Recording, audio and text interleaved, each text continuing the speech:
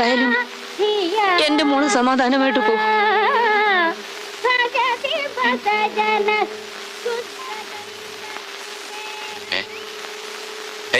എന്താ വേലാൻകുട്ടി നീ ഇവിടെ ഒറ്റയ്ക്ക് നിൽക്കുന്നേ? ഒന്നുമില്ല. ഇപ്പോ ട്യൂഷനൊന്നും പോകുന്നില്ലേ? എന്താ അവിടെ വല്ല പ്രശ്നമല്ലോ ഉണ്ടായി? ഒരു പ്രശ്നം ഉണ്ടായിട്ടില്ല, പോണില്ല, അത്ര തന്നെ.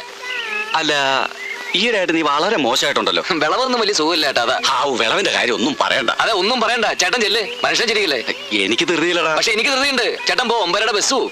ആട്ടെ, മുത്തശ്ശിക്ക് ഇപ്പൊ എങ്ങനെയുണ്ട്? മുത്തശ്ശിക്ക് ഒരു കുഴപ്പമില്ല. അല്ല, പനിയൊക്കെ ആയിട്ട് കിടപ്പാന്ന് പറഞ്ഞിട്ട്? മുത്തശ്ശിക്ക് അമ്മയ്ക്ക് അപ്പുറം യാതൊരു കുഴപ്പമില്ല. ചേട്ടൻ ചെല്ല്.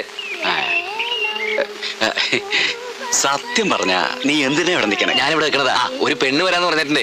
ഞങ്ങൾ തമ്മിൽ ഒളിച്ചോടാനുള്ള പരിപാടിയാ. രജിസ്റ്റർ മാരേജ് ചെയ്യാൻ. എന്താ മതിയാ?